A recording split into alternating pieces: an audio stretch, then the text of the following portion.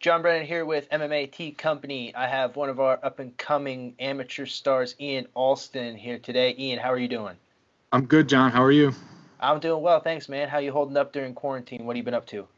What has anybody been up to be honest with you? But I'm trying to stay in shape the best I can. I think that's what most fighters are doing right now is just, I started running again. I have weights that I'm using. So, I've been lifting pretty heavy. And then other than that, working on my hobbies, art, writing if I can, but that's about it. You know what I mean? Nothing insane. I'm out of work, just like pretty much everyone else is. Sure. And, you mentioned you started running again. How's that going? That's pretty par for the course for most fighters. Especially when you go below the heavyweight weight class. But I started out my MMA career. My first fight was a catch weight at 220, and at that point, I had fought 195, 205, 210 when I was doing kickboxing, right? And so I kind of got a little lazy. I think when I hit that heavyweight weight class, and I could be whatever weight I wanted to be. So getting back into running has been nice because it's really challenging. But I also used to do, when I was like real low, like 200, around that. That's low for me, of course.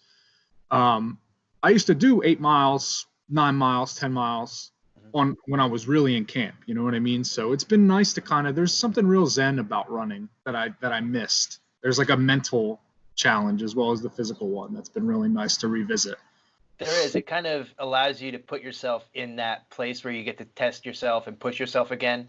Exactly. Especially when you don't have sparring right now. We don't have sparring. We don't have drills. We don't have any of the structure that fighters are used to having. So it's like, with running, at any point you can quit and turn back. You know what I mean? And you can walk home and take the walk of shame with your sore knees and your shin splints.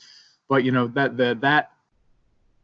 that kind of like internal struggle as to like, okay, this is completely optional, but I have to finish it, is something that, even in the cage, if you quit, then you're going to get your ass kicked. You know what I mean? Can I curse? Sorry, I didn't. Oh, yeah, curse as much as you want. Yep. Just making sure. You're going to get your ass beat. You know what I mean? If you quit. With running, there's really no consequence. You just take that walk of shame home. So I think that's even almost a greater challenge. You know what I mean? It is, for sure. And, as fighters, I think to be successful in our sport, there has to be part of your brain, right, that almost enjoys punishment and almost enjoys when things suck really, really bad. And, absolutely. And now that we're not training, I think a lot of our brains are looking for that and seeking that, and a lot of people are finding it in different ways, right? Christian Carr was telling me he went out and he planned on running 4 or 5 miles, ended up running a half marathon because he wanted to go until it sucked. Yeah. Do you find that when you're in the gym, right, that you almost find yourself looking for that kind of feeling of going to just absolute pure exhaustion? Absolutely. That's when you get your best workouts in. That's when you know it's a good camp, is when you've been getting your ass kicked the whole time. You know what I mean? When you're standing in front of dudes who are putting hard shots on you, who are making you struggle. Like I said in my last post fight after I fought Pat, I said, I like getting punched in the face, and I think that's pretty. You know what I mean? It's a weird thing to say, and people who aren't in the sport or who don't do this shit are a little confused by that sort of thing. It sounds kind of hokey, like obviously who likes getting punched in the face, but I find that I'm not really having a great fight. Like, it takes me a minute to warm up, and I really do my best after you really start getting clipped. You know what I mean? Yeah, and I've noticed that about myself too. Yeah, it wakes you up. It's just another training session to me until I get cracked that first time, and then I'm like, oh, this is not in the gym. Like, and it's the real shit. Yeah, exactly. And I almost need that. Like, I had considered for my next fight, like having somebody, smack me around a little bit in the back, because I'm so relaxed going out and walking into the cage that I almost need to, flip that switch when I come out. Yeah. That's I think a lot of people too, because if you train with a good team, you're probably doing like you do your 5-minute rounds and you're training like a professional, even if you're at the amateur level. Yep. So a lot of the time I found that a lot of guys who train at a real high level, but they're still amateurs with the 2-minute rounds and the 3-minute rounds, you know what I mean, advanced and regular AMI, they're slow starters. You know what I mean? Because you take that minute when you're doing your 5-minute rounds to kind of move around, feel each other out. You're real comfortable in the gym. And so that is a good idea. I mean, to try to really get yourself into that switch flipped. You know what I mean? I think that's not a bad method at all. Sure. And all of my amateur fights, any of the decisions that I won, I lost every first round. Yeah. I don't think I've ever won a first round in my fighting career, now that I think about it. Even in my pro debut, I came out slow, got rocked in the first round, and then woke up on the stool and come out for a decent second. Yeah. Now, you're training at a pretty high-level gym, and you're training around a ton of high-level guys. Even though you are, by the state's terms, an amateur, I think down there you guys all kind of train together. Has being in the room with a lot of those pros, helped your mental preparation and physical preparation? Oh, absolutely. I mean, you're at a great gym too. So it's like when you're standing in there with guys who are like nationwide prospects or international prospects. Like I've been training with Pat Brady since I was 14 when I started doing this. Like I remember my first Muay Thai fight. My coach Julio Rosario, who owns Semper Fi MMA, he basically just put me in front of Pat Brady and was like, okay. Sean, kick his ass for a little bit. And, that's like that's been the pattern since I met the guy. But, you got guys like, you have Christian on the team, and Christian's a small guy, but all you got to do is look at what kind of prospect he is. You know what I mean? Our team with Renzo, Gracie, and Extreme Evolution Fight Camp, Renzo, Gracie, Philly. I mean, you got guys like Jeremiah Wells, who is like the welterweight prospect regionally. You know what I mean? We have Nishan Burrell in there all the time, who's fought MVP. He's been at the UFC level. He's fought for Bellator. I mean, my friend Connor Dixon, he's already fought for Bellator several times. I can't even begin. I'm name dropping a few guys, and I feel like I'm doing a disservice. But to name every good guy that you stand toe to toe with in there, I would be naming the entire roster. You know what I mean? Even guys who have never fought, like my buddy Kenny, who's also a heavyweight from EEFC. Big heavyweight. Great hands. You would not mean a heavyweight. If you look at the guy, you would not think he was like a badass fighter, but oh my God, his hands and his wrestling and his pressure, insane. You know what I mean? Like that's just like I can't even speak enough on the caliber of guys. You know what I mean? Yeah, and I think being surrounded by that caliber of guys, right? Like excellence breeds excellence, right? Absolutely. The more that you surround yourself with that top tier of fighter, it's only going to make you better. You either have two choices, really. It's either improve or quit. Yeah. There is no in between. Absolutely. And when you go into those gyms, it's like there's this air of like guys who've been there for a minute. They've earned their place. You know what I mean? They know that they're supposed to be there. And when you're new to those gyms, because I started at Semper Fi MMA, which is, like I said, my coach Julio Rosario's gym. And Semper Fi MMA has been closely affiliated with Daniel Gracie's gym, Renzo, Gracie, Philly, for a long time. But, it is a smaller gym. So it's like, I teach there too. So we kind of pride ourselves on being kind of a family gym, and a lot of kids train there and stuff like that. So when I made the transition from Muay Thai into MMA and I went down to Renzo, Gracie, Philly, my first time going down there was 4 or 5 years ago, probably. Mm-hmm. It was like you're stepping into another, there's levels to it, obviously. Everybody says that. There's levels to this stuff, and you got to earn your place at those good gyms. You have to show that you're a tough guy. You have to show that you got heart, you got grit, you got the skills. You know what I mean? Or at least the potential for those skills. Yeah, but, and the guys down there, like you mentioned Jeremiah, my first interaction with Jeremiah Wells was 2014. I was training at a gym in St. Clair. Jeremiah was already a pro. I mean, he's been at this for a long time, and I don't think anybody's ever hit me as hard as Jeremiah's hit me. Like, did you see his last CFFC knockout, man? That guy, I feel bad for that guy because he turned into a plank of wood, man. I thought Jeremiah caught a body that night. I was like, damn, bro. And he's a nice guy too. You wouldn't even think that he was the killer that he is, but he is. Yeah, super nice, super humble. But then you put a set of gloves on him, and I don't want to stand in front of him. Yeah, absolutely. I hate scoring that guy. So, you're coming from this good camp, and you booked this fight with Pat Brady. So, I think a lot of people have watched that fight, kind of turned you into a household name, I think, in the region. And that fight, more than any other fight I really have seen, had a crazy pace for a heavyweight fight. Yeah, I mean, when you know this, but when you're doing it, you don't even think about that sort of thing. You know what I mean? I mean, Pat he was a college athlete, so obviously he's athletic. The dude's jacked, you know what I mean? You know he's in good shape. And going into that fight, I don't know, we worked the hell out of our striking. I was just, anytime I step in, I'm ready to just throw hands. But like I said, like we were talking about before, it's like you get hit in the face that one time and then that's it. You're woke up, you're in the fight mode, and then we were just swinging the whole time. You know what I mean? Like, and that's how I like to train, and that's how I like to fight too. You know, and I'm a striker by trade, so that was a lot of fun. I mean, afterwards, if you watch the fight, you can see we both got big smiles on our faces afterwards. You know what I mean? Like, there's you don't. I was, for so long, I was not a heavyweight. Like, 257, which I weighed in then.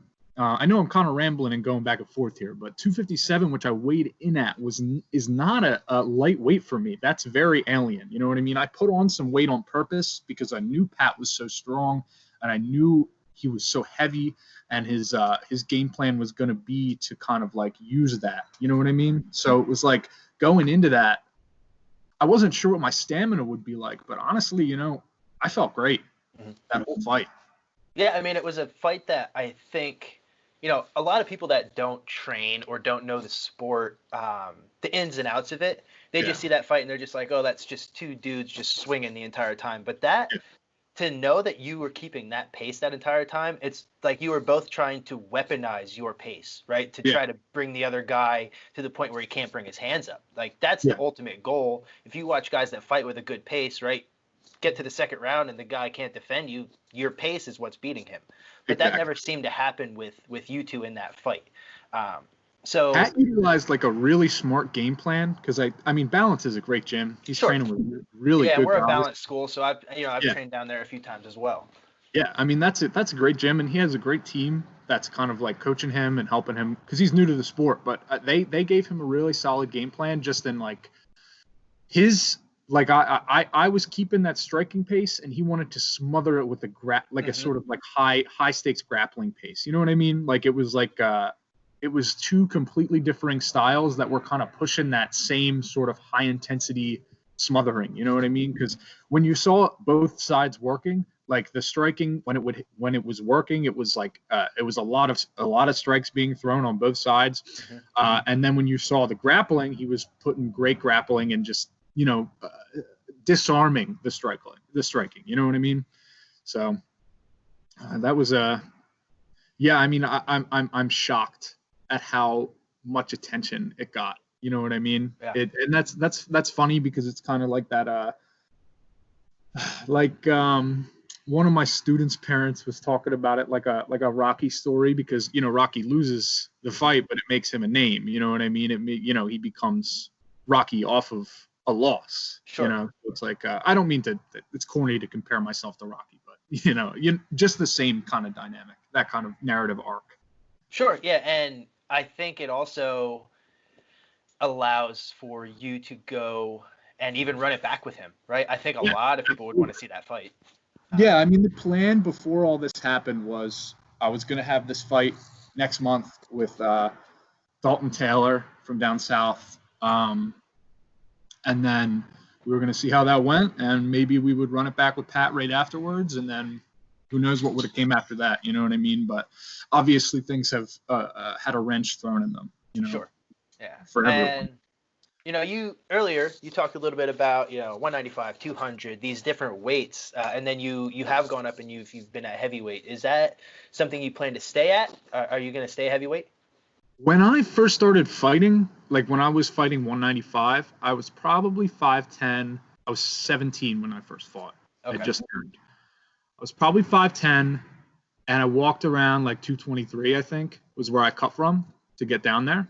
That was a rough cut, a really rough cut. I remember even the day of, I had killed myself in the sauna the night before with my old coach, John Lewison, and a bunch of other guys who were, coming with us to be on the card and stuff like that. And I was still at God, 212. So I had to cut like, what is that? Fucking 17 pounds almost either right before or the day of. You know what I mean? I remember being under blankets with the heat cranked up in the car. It was miserable.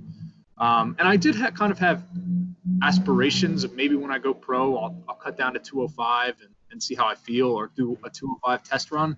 But recently I had my coaches, Coach John from EEFC and, Sean Brady too, who kind of pulled me aside and were like, dude, I think heavyweight is for you. You know what I mean? Because now I'm 6'2", and some change. Now I'm wider than I was. And, all things considered, I've performed pretty well at heavyweight. So I think I would like to get down from, like right now, I'm probably 250. I'd like to be, because I've started running again, but I'd like to be like 240, chill around there, just be a lean heavyweight.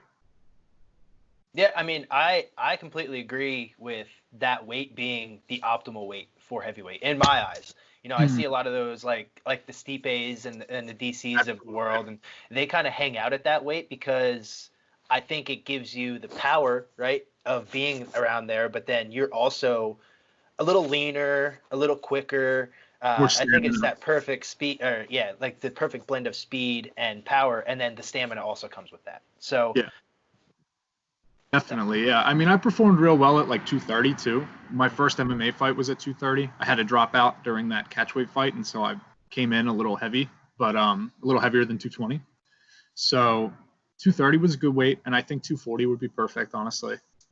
Yeah, and maybe one day, the commissions and whatnot will come to their senses and just add that as a weight class. I think it's, I think it's missing out between the 225 and then 265 or whatever they let heavyweights get to now. Insane jump. 40 pounds is a lot of weight. That is.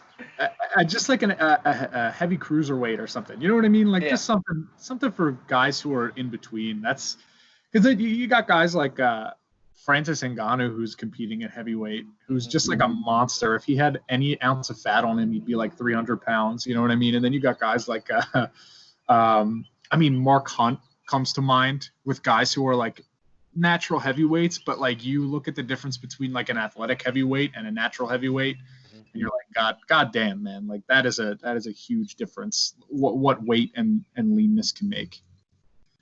Yeah, and then you got guys like Alir Latifi just made his heavyweight debut, and his legs were as wide as my desk. But that dude is a tree stump. He looks like a tree stump, honestly. If he would fight someone like Stefan Struve, I don't think he could hit him in the face.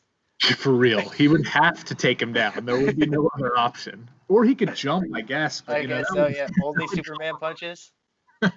Yeah. Big overhands, maybe. Awesome. So you're going to stay at heavyweight. When we can get back to training, you said you got a couple of those fights lined up. What's next, down the line for Ian Allston, a year, 2 years down the road? You look out that far? Yeah, I mean, it's a career. You know what I mean? I quit my old job to do this. So it's, which is hindsight is 2020. I probably should have held on to that job for a little bit longer before all this happened. But it is what it is considering now. Things were going pretty well beforehand. Yeah. Before all this, it would have been a year from now. I would have definitely made my pro debut or been preparing for it. You know what I mean? We definitely had a solid game plan. I just, like we've talked about, we train at a pro level. The thing that you need when you already are training at a pro level is to get comfortable in that cage. Mm-hmm. You know what I mean? And fighting Frank McDaniel, like back in, God, what was that? September, I think. I felt comfortable. Fighting Pat, I felt really comfortable. And if I got 2 more fights in and I really kind of cut my teeth and felt real good, because I've been doing this a long time, man. It's been almost 10 years that I've been training. So if I had gotten those 2 fights in right after one another, who knows? If they had gone well, maybe I would have just made the jump right from there, or maybe I would have gotten 1 more and then made that jump. So, yeah, I mean, a year or 2 from now, as long as things clear up, I would like to be making my pro debut. Awesome. And one more thing before I let you go. You had mentioned at the beginning of our talk that you've been doing some art while you're quarantined. What kind of art? I guess you could call, I'm self-taught. I've been drawing since I was a kid. I'm a traditional artist, so I use pen, paper, pencil.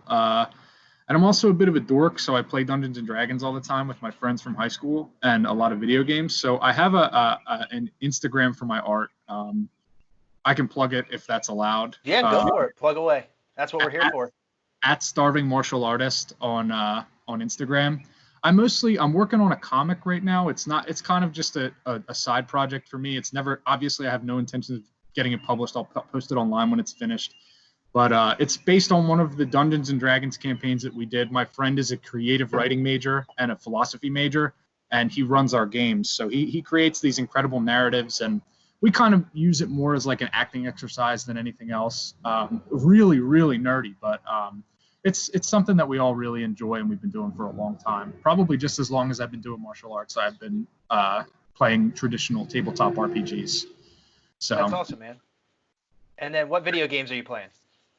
Dude, I'm actually staying with my girlfriend right now, so I left my Xbox back at my parents' place with my roommate. So before this happened, I'm a single player kind of guy. I don't play a lot of multiplayer games. I'm either not competitive or too competitive. I can't really tell. I get really angry when I'm losing. So I was playing this game, Subnautica. I don't know if you're familiar. It's kind of like an underwater exploration, creative survival game. And I sunk like 100 hours into that. And then I played this other little kind of 2D side scroller platformer called Hollow Knight. I sunk 150 hours into that.